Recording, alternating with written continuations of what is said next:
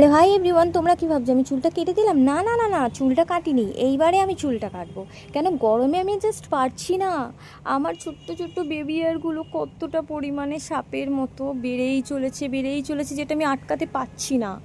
আমার গরম লাগছে অতিরিক্ত মাত্রায়। দেখো আমার পিছনের চুলগুলোও ঠিক এরকম অবস্থা। কি করব, কত ক্লিপ লাগে, এরকম আমি পাচ্ছি না। সব হয়েছে এই জিনিসটার নষ্ট, এইটা হচ্ছে সবথেকে মূল।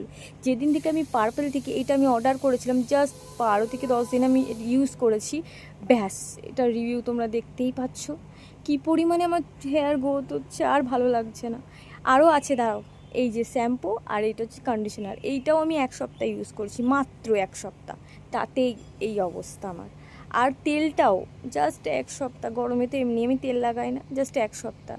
আর এইটা হচ্ছে সব থেকে নষ্টের করা, এইটা আমি রেগুলার ইউজ করে করে আমার এই অবস্থা হয়ে গেছে। এবার যারা যারা আমার মতো, আমি তো পছন্দই করি না বেশি যারা চুল, চুলের আর প্রতি যারা প্রচণ্ড যত্নশীল এবং খুব ভালোবাসে তারা এটা প্রোডাক্টটা ইউজ করে দেখতে পারো। জাস্ট অসাধারণ, তোমরা রিভিউ পেয়েই যাবে।